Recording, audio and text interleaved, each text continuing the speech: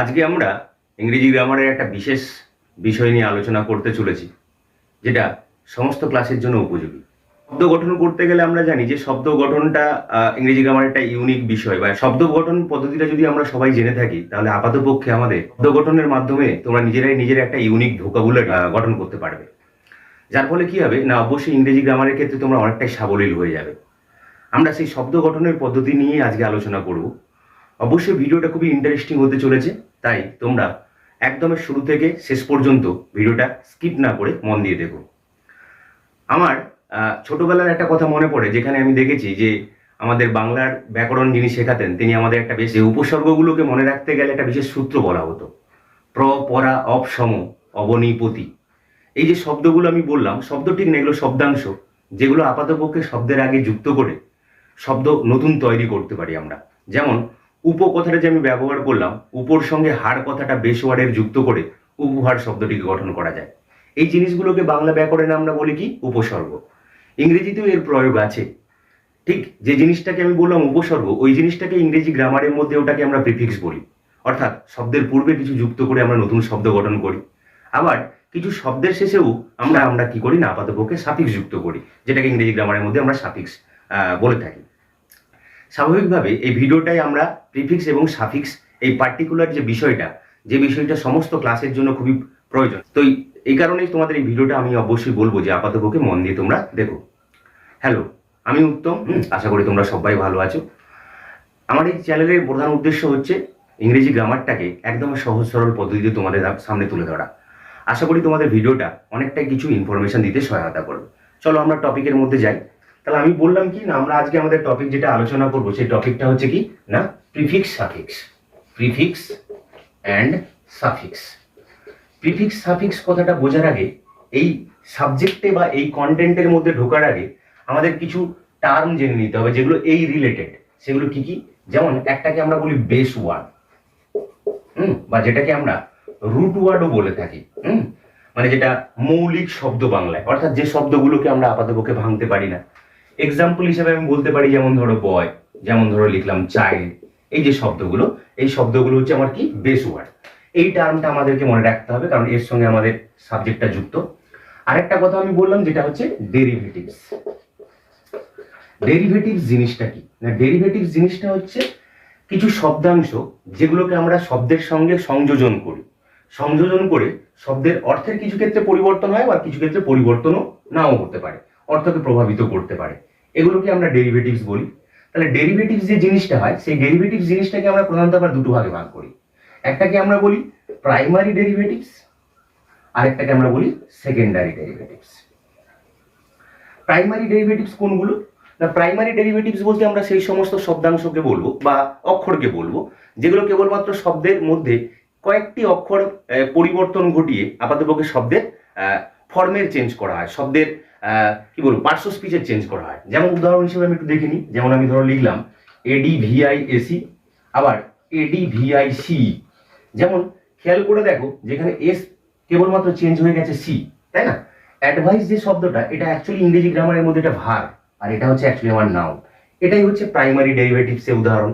এরকম প্রচুর উদাহরণ আছে। যেমন আমি ধরো লিখলাম প্রাউড, প্রাউড থেকে হয় যেমন প্রাইড, তাই না?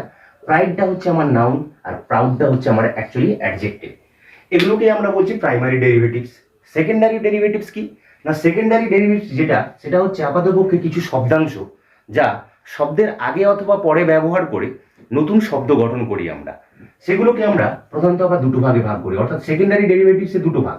একটাকে আমরা বলি প্রিফিক্স, আর একটাকে আমরা বলি সাফিক্স, যেটা আমি উপরেই লিখেছি। এবার এই প্রিফিক্স সাফিক্স সম্বন্ধে একটা বেসিক ধারণা তোমাদেরকে আগে ক্লিয়ার রাখতে হবে। প্রিফিক্স কাকে বলে? যেমন আমি ধরো লিখলাম প্রিফিক্স, এই যে শব্দটা লিখলাম, এই শব্দের মধ্যে একটু ভেঙে দেখলেই দেখতে পাবে যে প্রিফিক্স, প্রি কথাটা মানে হচ্ছে বিফোর, অর্থাৎ বাংলায় যেটাকে আমরা বলছি পূর্বে, আর ফিক্স মানে হচ্ছে অবস্থান। অর্থাৎ যে শব্দাংশগুলো আমরা আপাতপক্ষে কি করি না, শব্দের পূর্বে ব্যবহার করি, তাদেরকে আমরা প্রিফিক্স বলবো। এক্সাম্পল হিসেবে আমি ধরো লিখলাম ইম কথাটার সঙ্গে আমি পসিবল বলে মূল ওয়ার্ড বা মূল শব্দটির সঙ্গে আমি যুক্ত করলাম, অর্থাৎ ইমটা হচ্ছে আমার এখানে প্রিফিক্স। তাহলে নতুন শব্দটা আমার কি দাঁড়ালো না, ইম্পসিবল। ঠিক আছে, তাহলে ইমটাই হচ্ছে আমার এখানে অ্যাকচুয়ালি প্রিফিক্সের এক্সাম্পল। আর অন্য দিক থেকে যদি আমরা সাফিক্সের কথা ভাবি তাহলে সাফ আর একটা হচ্ছে ফিক্স কথাটা আছে। সাফ কথাটার মানে হচ্ছে আফটার মানে পরে, আর ফিক্স মানে একইভাবে অবস্থান। তাহলে এক কথায় আমরা কি লিখতে পারি না, এক কথায় এটাই লিখতে পারি যে শব্দের পরে অবস্থান, শব্দের পরে কিছু যুক্ত করা হয়, এগুলোকে আমরা সাফিক্স বলি। যেমন আমি ধরো লিখলাম রিলেশন, কথাটার সঙ্গে আমি SHIP এটি আমি যুক্ত করলাম, এটা একটা শব্দাংশ, অ্যাকচুয়ালি শব্দ ঠিক না, তাই এটাকে আমরা নতুন করে লিখতে পারি কি রিলেশনশিপ। তাহলে এই শিপটাই হচ্ছে আমার শব্দের পরে যুক্ত হওয়ার জন্য এটা সাফিক্স। এবার প্রিফিক্স সাফিক্সের মধ্যে কিছু ডিটেলস, মানে ডিটেলস বলতে আপাতপক্ষে এর মধ্যে কিছু বৈশিষ্ট্য বা কিছু বৈশিষ্ট্যের পার্থক্য আছে, সেই পার্থক্যগুলো আমি তোমাদের একদমই শেষে আলোচনা করব, তাই ভিডিওটা তোমরা একদম শেষ পর্যন্ত মন দিয়ে দেখো। আমি প্রিফিক্স সাফিক্সগুলো যদি ডিটেলসে আলোচনা করতে চাই তাহলে আপাতপক্ষে ভিডিওটা খুবই লেন্দি হয়ে যাবে। সে কারণে আমি তোমাদের প্রিফিক্স যেগুলো ব্যবহার করি আমরা, সেই প্রিফিক্সগুলো আমি একটা একটা করে লিখে নেব। লিখে নেওয়ার পর আমি তোমাদেরকে সেগুলো তাদের ব্যবহারগুলো আমি তোমাদেরকে একটু একটু করে বুঝিয়ে যাব। আচ্ছা, প্রথমে আমি প্রিফিক্স সম্বন্ধে তাহলে আগে ধারণাটা দিই। প্রিফিক্স সম্বন্ধে আমরা যেটা বুঝলাম যে শব্দের পূর্বে অবস্থান হয়। এবার প্রিফিক্সের ক্ষেত্রে যে সমস্ত আমরা সিলেবল বা যে শব্দাংশগুলো শব্দের আগে বা রুট ওয়ার্ডের আগে আমি ব্যবহার করি, এই প্রিফিক্সগুলো আপাতপক্ষে নিজস্ব কোনো শব্দ না, এগুলো কোনো ইউনিক ওয়ার্ড না। অর্থাৎ এই যে ইন কথাটা, এটা কোনো ওয়ার্ড না, এটা কিন্তু একটা সিলেবল বা শব্দাংশ বলতে পারি। এর নিজস্ব কিন্তু একটা অর্থ থাকে, শব্দ না হওয়া সত্ত্বেও এদের একটা অর্থ থাকে। এই হচ্ছে প্রিফিক্সের একটা বিশেষ বৈশিষ্ট্য। একটা একটা প্রিফিক্স আমি লিখব এবং সেই প্রিফিক্সগুলো কি অর্থ গ্রহণ করে সেগুলো আমি তোমাদেরকে বোঝাবো, এবং তার সঙ্গে সঙ্গে প্রিফিক্সটা যুক্ত হয়ে নতুন কি শব্দ হচ্ছে সেই শব্দগুলো আমি তোমাদেরকে বুঝিয়ে দেবো। দেখো, আমরা এখানে একদিকে প্রিফিক্সগুলো লিখেছি, অন্যদিকে বেস ওয়ার্ড, অন্যদিকে আমরা নিউ ওয়ার্ড অথবা ওয়ার্ডগুলো গঠন করেছি। যেমন আমি প্রথম প্রিফিক্স লিখেছি, কয়েকটা প্রিফিক্স যতগুলো বোর্ডে ধরেছে আমি ততগুলো লিখেছি। শুধু তাই না, যে এই ব্যতীত অন্যান্য অনেক প্রিফিক্স হয়, তবে ভিডিওটা লেন্দি হয়ে যাবে বলে আমি আপাতপক্ষে কয়েকটি প্রিফিক্স দিয়ে জাস্ট প্রিফিক্সের কনসেপ্টটা তোমাদেরকে ক্লিয়ার করছি। যেমন আমি প্রথম যে প্রিফিক্সটা লিখেছি তাই না, এখানে আপাতপক্ষে এই যে শব্দটি বা যে শব্দটি, এটার অর্থ হচ্ছে অ্যাকচুয়ালি অন অথবা ইন। আমি বললাম প্রিফিক্সের এটাই বৈশিষ্ট্য, প্রিফিক্স কোনো অর্থ গ্রহণ করে, কিন্তু এগুলো শব্দ নয়, এটা একটা সিলেবলের মতো। এখানে এর অর্থ হচ্ছে কি না অন অথবা ইন, তার সঙ্গে আমার বেস ওয়ার্ডটা যুক্ত হলো স্লিপ, যুক্ত হয়ে নতুন যে শব্দ গঠন করলো সেটা হচ্ছে অ্যাসলিপ। একইভাবে অ্যাব কথাটা ব্যবহার করা হয়েছে, এটা অ্যাকচুয়ালি অপোজিট মিনিং বহন করে, তার সঙ্গে নর্মাল কথাটা যুক্ত হয়ে অ্যাবনর্মাল। অ্যান্টি কথাটা অপোজিট ওয়ার্ড হিসাবে ব্যবহার করা হয় এই প্রিফিক্সটি, যেটা সোশিয়াল বলে বেস ওয়ার্ডের সঙ্গে যুক্ত হয়ে অ্যান্টি সোশিয়াল, সমাজ বিরোধী। অ্যাকচুয়ালি সোশিয়াল মানে সামাজিক, তার থেকে আমরা অ্যান্টি সোশিয়াল মানে সমাজ বিরোধী, অপোজিট ওয়ার্ড গঠন করছে। অটো কথাটার অর্থ কিন্তু সেলফ মানে স্বয়ংক্রিয়, যেটাকে আমরা বলি। তার সঙ্গে স্টার্ট কথাটা যুক্ত করলাম, দিয়ে হলো কি অটো স্টার্ট। হ্যাঁ, বাই কথাটি ব্যবহার করা হয়, বাই কথাটি অ্যাকচুয়ালি প্রিফিক্স, যেটার অর্থ হচ্ছে কি টু, তার সঙ্গে সাইকেল কথাটা যুক্ত হয়, যেটাকে আমরা বাইসাইকেল বলি। কারণ বাইসাইকেলের শব্দটি যদি বাংলা মানে জানা থাকে অবশ্যই তোমরা কমেন্ট বক্সে কমেন্ট করে দেবে। ডিস কথাটা অ্যাকচুয়ালি অপোজিট মিনিং বোঝায়, তার সঙ্গে কানেক্ট কথাটা যুক্ত হয়েছে, তাহলে অবশ্যই ডিসকানেক্ট বলে শব্দ হলো, এটা একটা অপোজিট, কানেক্টের বিপরীত হচ্ছে ডিসকানেক্ট। ইন কথাটাও অপোজিট ওয়ার্ড হিসেবে ব্যবহার করা হয়, তার সঙ্গে পসিবল যুক্ত হয়ে ইম্পসিবল। মিস কথাটাও অপোজিট ওয়ার্ড হিসেবে ব্যবহার করা হয় এবং ইউজ কথাটা যুক্ত হয়ে মিস ইউজ, হ্যাঁ অপব্যবহার। নন কথাটাও অপোজিট ওয়ার্ড হিসেবে ব্যবহার করা হয়, তার সঙ্গে স্টপ যুক্ত হয়ে নন স্টপ ব্যবহার করা হলো। আবার সাব কথাটি আমি ব্যবহার করলাম, সাব কথাটির অর্থ আন্ডার কথাটা ব্যবহার করা হয়, যা ইংরেজি অর্থ, এবং সাবের সঙ্গে ওয়ে কথাটা যুক্ত হয়ে হয় কি সাবওয়ে, তাই না, ভূগর্ভস্থ পথ। আরেকটা কি আন কথাটা ব্যবহার করা, যে এটা অপোজিট মিনিং অর্থেই ব্যবহার করা হয়, তার সঙ্গে এবেল কথাটা যুক্ত হয়ে আনএবল ব্যবহার করা হলো। এতগুলো গেল প্রিফিক্সের লিস্ট। আমি জাস্ট এখানে কয়েকটি হয়তো লিখেছি, 10টা লিখেছি, হয়তো 10টার একটু বেশি লিখেছি, কিন্তু এ ব্যতীতও কিন্তু একাধিক বা এর থেকে অনেক বেশি কিন্তু প্রিফিক্স হয়, যেগুলো তোমরা অবশ্যই বিভিন্ন ধরনের গ্রামার বইগুলোতে পেয়ে যাবে। আচ্ছা, এই গেল প্রিফিক্সের লিস্ট। প্রিফিক্স সম্বন্ধে আমি তোমাদের বেসিক কনসেপ্ট দিলাম। এরপরে আমরা কি করব না, আপাতপক্ষে সাফিক্স সম্বন্ধে জেনে নেব। এবার আমরা বুঝবো সাফিক্স সম্পর্কে। সাফিক্সের মোটামুটি ডিটেলসটা আমি লিখে নিয়েছি কয়েকটি। সাফিক্স আমি তোমাদেরকে বললাম যে সাফিক্স সাধারণত কি হয়, শব্দের পরে ব্যবহার করা হয়, শব্দের পরে বসে, কিন্তু প্রিফিক্স থেকে এটার এরকমই পার্থক্য বা এরকমই তুলনা করতে পারি আমরা। প্রিফিক্সের নিজস্ব কিন্তু একটা অর্থ থাকে, সাফিক্সের কিন্তু নিজস্ব অর্থ থাকে না। সাফিক্স কেবলমাত্র শব্দের সঙ্গে যুক্ত হয়ে শব্দের অর্থকে প্রভাবিত করে, অর্থকে প্রভাবিত করে, কিন্তু সাফিক্সের নিজস্ব কোনো অর্থ থাকে না। সাফিক্স বিভিন্ন অর্থে বা বিভিন্নভাবে ব্যবহার করতে পারি। প্রথম আমি লিখেছি যে ডুয়ার হিসাবে, হ্যাঁ, একজন কাজ করে যে তাকে আমরা ডুয়ার বলি। যেমন আমি এখানে লিখেছি বেস ওয়ার্ডটা ড্রাইভ, ড্রাইভের সঙ্গে আমি কি যুক্ত করেছি না ইয়ার যুক্ত করেছি। আমার নিউ ওয়ার্ডটা গঠিত হয়েছে কি ড্রাইভার। ভেন্ড কথাটার সঙ্গে ও আর যুক্ত করে ভেন্ডার। বেগ কথাটার সঙ্গে এ আর যুক্ত করে বেগার। প্রত্যেকটি ক্ষেত্রে কিন্তু এই যে শব্দগুলো আমরা তৈরি করেছি নিউ ওয়ার্ড, সবগুলো কিন্তু একটা একটা ডুয়ার, তাই না? এবং এ ব্যতীত আমি কয়েকটি এখানে লিখে রেখেছি আইএসটি, ওয়াইআর, যেমন ল ইয়ার, ল কথাটার সঙ্গে ওয়াইআর যুক্ত হয়। ডেন্টিস্ট, আইএসটি যুক্ত হয়। তাহলে এগুলো সব একটা একটা হচ্ছে ডুয়ার হিসাবে এই সমস্ত সাফিক্স গুলোকে আমরা ব্যবহার করতে পারি।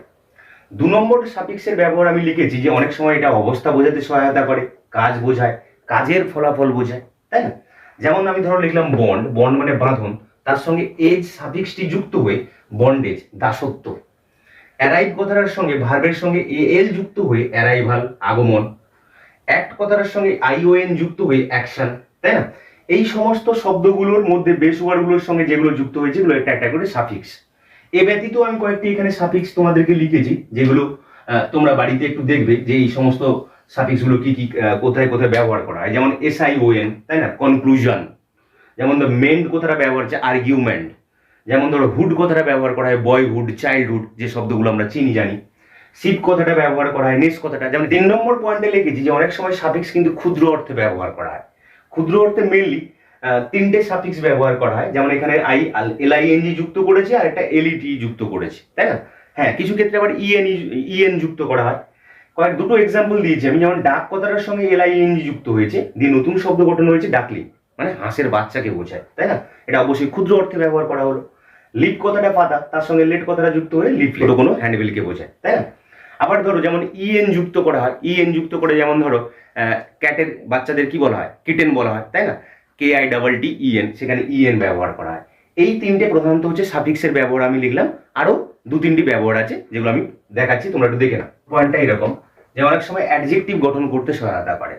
যেমন এল যুক্ত করে, এলটা সাফিক্স আমার, রয়্যাল, শেষে দেখো এল ব্যবহার করা, ফাইনাল। আইএসএইচ যুক্ত করে যেমন সেলফিশ, আইএসএইচ, চাইল্ডিশ, আইএসএইচ ব্যবহার করা হয়েছে সাফিক্স হিসাবে। যেমন আইভি যুক্ত করে অ্যাক্টিভ, শেষে আইভি যুক্ত করা হয়েছে। এই শব্দগুলো যেগুলো আমরা যুক্ত করে নতুন পেয়েছি, সেই শব্দগুলো সবগুলো কিন্তু একটা একটা অ্যাডজেক্টিভ। 5 নম্বর যে পয়েন্টটা হচ্ছে আমার সাফিক্সের ক্ষেত্রে, সেটা হচ্ছে এরকম যে আপাতপক্ষে ভার্ব ব্যবহার করা থাকে, মানে ভার্বের গঠনের ক্ষেত্রেও কিন্তু আমরা সাফিক্স ব্যবহার করি। যেমন কিরকম, যেমন লিখেছি ইএন যুক্ত করে, শর্টেন, সফেন, তাই না? সেখানে সব ক্ষেত্রে আমরা ইএন যুক্ত করেছি। আইএসএইচ যুক্ত করে আইএসএইচ, পাবলিশ আর পানিশ, শেষে আইএসএইচ ব্যবহার করা সাফিক্স হিসাবে। এগুলো সব একটা একটা কিন্তু ভার্বের এক্সাম্পল। এবং অ্যাডভার্ব গঠন করতেও কিন্তু আমরা সাফিক্স ব্যবহার করি। যেমন এলওয়াই আর একটা ওয়ার্ড, WARD, তাই না? যেমন এলওয়াই যুক্ত করে স্যাডলি, ডিপলি, এলওয়াই যুক্ত করা প্রত্যেক ক্ষেত্রে। ওয়ার্ড যুক্ত করে যেমন ফরওয়ার্ড, ব্যাকওয়ার্ড। এই যে শব্দগুলো আমরা নতুন পেয়েছি, সব শব্দগুলো একটা একটা অ্যাডভার্বের এক্সাম্পল। এই গেল প্রিফিক্স সাফিক্সের ডিটেলস। আমি যতগুলো পেরেছি ততগুলো আপাতপক্ষে এই ভিডিওর মধ্যে তুলে ধরেছি। এ ব্যতীতও কিন্তু প্রিফিক্স সাফিক্স থাকে, তাই না? সাফিক্স থাকে। যেমন এখানে আমি কিছু, যেমন অ্যাডজেক্টিভ গঠনের ক্ষেত্রে এক্সট্রা কয়েকটি সাফিক্স লিখে রেখেছিলাম, ফুল, লেস, এবেল, হ্যাঁ, ইত্যাদি ইত্যাদি। এগুলো সাফিক্সগুলোকে আমরা ব্যবহার করি। সব ক্ষেত্রে কিন্তু আমরা প্রিফিক্স সাফিক্সগুলোকে শব্দর বিপরীত শব্দ অথবা অ্যান্টোনিম বা অপোজিট ওয়ার্ড গঠন করতে আমরা ব্যবহার করি না। কিছু কিছু প্রিফিক্স সাফিক্স ব্যবহার করি। যেমন আমি একদিকে কিছু প্রিফিক্স লিখবো, একদিকে কিছু সাফিক্স লিখবো। যেমন কয়েকটি সাফিক্স আছে যেগুলো আপাতপক্ষে অপোজিট ওয়ার্ড গঠন করতে সহায়তা করে। যেমন ধরো ফুল, ফুল কথাটা যেমন থেকে কি হয়, লেস কথাটা ব্যবহার করা হয়। এছাড়াও আমি তোমাদেরকে বললাম, যেমন ধরো প্রিফিক্সের ক্ষেত্রে অ্যাব, যেমন ধরো অ্যান্টি, যেমন ধরো মিশ, তাই না? যেমন ধরো আন, আর কয়েকটি আছে, যেমন ধরো ডিশ, তাই না? এই গেল প্রিফিক্স সাফিক্স, যেগুলো মেনলি আমরা অ্যান্টোনিম অথবা অপোজিট ওয়ার্ড গঠন করতে সহায়তা করি। এই গেল প্রিফিক্স সাফিক্সের ডিটেলস। এবং আমি এর মধ্যে দিয়ে তোমাদেরকে প্রিফিক্স সাফিক্সের ডিটেলসটা আমি বোঝাতে পেরেছি। ভিডিওটা অবশ্যই ভালো লাগলে তোমরা চ্যানেলটিকে অবশ্যই, যারা নতুন আছো তারা সাবস্ক্রাইব করো এবং ভিডিওটিকে অবশ্যই লাইক এবং শেয়ার করো। Thank you, take care.